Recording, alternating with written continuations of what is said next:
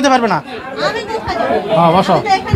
অন্য সময় তুমি চুল সাইডে তুমি চলো, তুমি এখন সমস্যা গান আমি ফরজগার হয়ে গেলে গা। এখান থেকে যেরকম বলা হয়েছে আমি ঠিক ওই রকমেরই বলছি। আমার যা টাকা দিছি তোমার, তুমি আমার টাকা দিয়ে দাও। আমি এটা অফিসে দিছি, আপনি অফিসে রাখো। পরে বারবার বলছি আমি বিয়া তুমি আমাকে সত্য কথা বলো, আসলে কি দাড়ি কোম্পানি? হে বারবার ভাইয়া আপনি হুজুর মানুষ, আমি কি আপনার সাথে মিথ্যা কথা বলবো? উনি হুজুর মানুষ, আমি তো ওনারে বলি নাই যে উনি মিথ্যা বলতেছে। কিন্তু আমি যদি লাইসেন্স ক্যান্সেল করে থাকি, আমি মিথ্যা কথা বলবো, আল্লাহকে হাজির নাজির করে বলছি, একটা কথা মিথ্যা কথা বলবো না। সে আমাকে বলছে দাড়ি কোম্পানি, আমি ব্যবসা করতাম, বারবার আমি বলছি আমাকে বলছে দাড়ি কোম্পানি, কিন্তু কোনো কোম্পানি নেই, কিছু নাই। এখানে আমাকে নিয়ে ছেড়ে দিয়েছে দালালের মাধ্যমে। তারপর দালাল আমাদেরকে খানা পর্যন্ত দেয় না, অবশেষে আমি জেল খাই দেয়া। এই দেশ থেকে আইসি আমি, পরশুদিন পেলাই দিয়েছি। বাইরে যাওয়ার কোনো সুযোগ নাই। বসো, বাইরে যাওয়ার কোনো সুযোগ নাই, তুমি আমাকে শেষ করছো।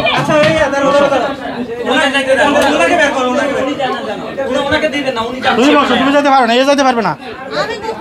হ্যাঁ বসো। আচ্ছা তুমি বলো, এই তুমি আমাকে আমার সাথে তুমি করছো এই কথা বলছো দাড়ি কোম্পানি? না তুমি আমাকে শোনো, তুমি হালাল হারাম নাই না, আমি এখানে বেতনভুক্ত কর্মচারী। তুমি আমাকে বলছো, এই শুনে তুমি আমাকে বলছো দাড়ি কোম্পানি বলো, বলছো আমাকে বলছো এখান থেকে ডাইরেক্ট কোম্পানির কথাই বলা হয়েছে। তো আমাকে কোম্পানি আমার কোম্পানি দেখাও, আমার কোম্পানি দেখাও। হে স্বীকার হয়েছে আমার ডাইরেক্ট কোম্পানি বলছে। না আমি এখানে কর্মচারী, বেতনভুক্ত কর্মচারী, আমি এখানে কাজ করি। আমাকে বলছে ডাইরেক্ট কোম্পানি, আমাকে বলছে ডাইরেক্ট কোম্পানি, কিন্তু ডাইরেক্ট কোম্পানি না, হে নিজে স্বীকার করে। দেখেন আমি একটা মাস্ক পরি, অন্তত আমাকে একটা মাস্ক পরতে দেন। তুমি মুখোশ করলো, তোমার সারা দেখা দরকার। অন্য সময় তুমি চুল সাইডে তুমি চলো, তুমি এখন সমস্যা গান আমি ফরজগার হয়ে গেলে গা। তুমি চুল সাইডে দিয়ে নিজে জামা পরে চলো, এখন ফরজগার হয়ে গেলে গা তুমি। আপনার অভিযোগটা? আমার অভিযোগ এর সাথে আমার সাথে কন্ট্যাক্ট হয়েছে মোবাইলে আমার থেকে, হ্যাঁ আমার থেকে বলছে ডাইরেক্ট কোম্পানি, সেই জন্য আমি এসে আমার ব্যবসাটা আমি ছোট একটা বিজনেস করছি। ঠিক আছে, আমি এখানে চাকরি করি, আমাকে এখান থেকে যেরকম বলা হয়েছে আমি ঠিক ওই রকমেরই বলছি। আদার্স আমি বাইরে কিছুই বলি নাই, আমাকে এখান থেকে যেরকম বলা হয়েছে আমি ওই রকমেরই বলছি। আমার যা টাকা দিছি তোমার, তুমি আমার টাকা দিয়ে দাও। আমি এটা অফিসে দিছি, আপনি অফিসে রাখো। অফিসে রাখো, অফিসকে হ্যাঁ অফিসে রাখো, তুমি আমার টাকা দাও। আমি যে 4.5 লাখ টাকা, আমার টাকা দাও।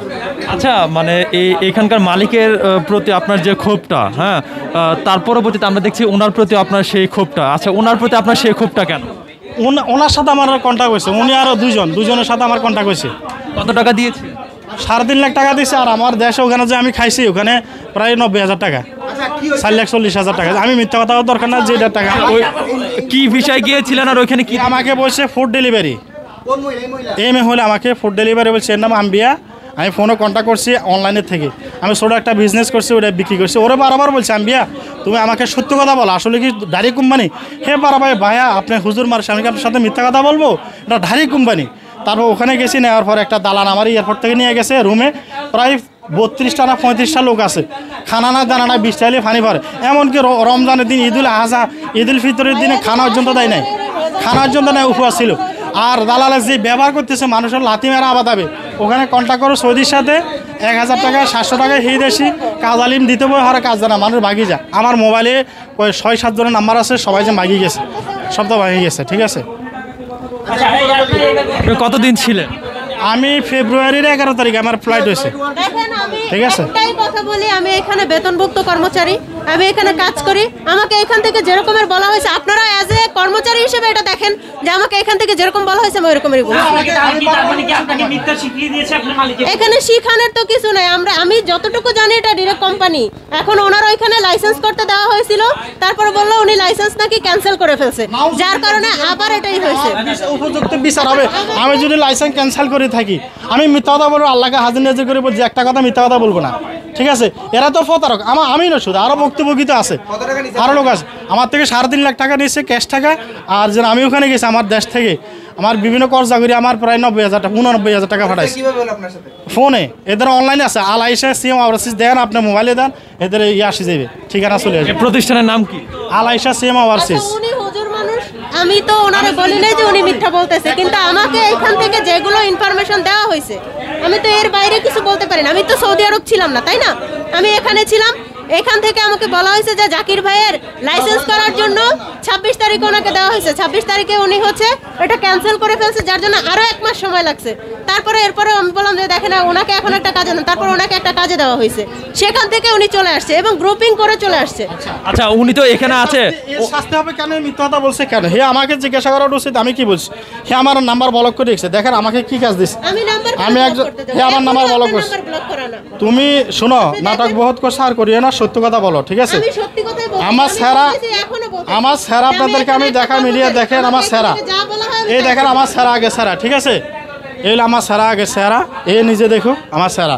তারপর অবশেষে আমাকে যে কাজ দিছে, এই কাজের আমার দেখেন, এই দেখেন আমার কাজের অবস্থা, আমার সেরা দেখেন, ঠিক আছে? আমি একদিন ছিলাম, আমাকে দিছি ওই বড় বড় টিন আছে না, একটা মনে 5 মন হবে, ইয়ে দিয়ে তুলতেছে আপনার এটা বগা মেশিন দিয়ে, এটা কি কেরেন দিয়া তুলিয়া হদি চিকেন লাইন আছে, এটা দিয়ে হাইট হয় জ্বালাই। তো আমি তো এগুলো ছাড়ি না। আমি একদিন ছিলাম, দালালে বলছে, দালাল আমাকে রুমে নিয়ে গেছে, নেওয়ার পর প্রায় 2.5 মাসের মতন, 2.5 মাস 2.5 মাসের মতন ছিলাম, কোনো কাজে দিতেছে না, আরও মারধর করতেছে মানুষদেরকে বিভিন্ন। আমাকে মারধর করে নাই, তো আমি দেখতেছি আমি যদি এখানে থাকি তাহলে আমারও অবস্থা, আমার গায়ে হাত দিবে। তো আমার এক বাড়ির ভাষা আত্মীয় আসছিল, আমি ধামাম থেকে এদের অফিস থেকে আমি চলে গেছি, আপনার মদিনাতে চলে গেছি। মদিনা যাওয়ার পরে ওখান থেকে আমি হরে সিস্টেম করি, আমি কি করব, ও নাস্তা খাইতে আমি গেছি, আর নাস্তা খাওয়ার পরে এখানে পুলিশ আমাকে ধরে লেগেছে। আমার তো আকামার মেয়াদ নাই, আর এটা বলছে আকামা, কিসের আকামা? এটা হলো ফাস্টফুডের মেয়াদ, একটা আকামার মেয়াদ থাকতে হবে 1 বছর, এরা 3 মাসের একটা ফাস্টফুডের মেয়াদ দিয়েছে। তো পুলিশ ধরে আমাকে পুলিশে নিয়ে 5 দিন আমি জেলে ছিলাম, পরশু দিয়ে আমার ফ্লাইট হয়েছে।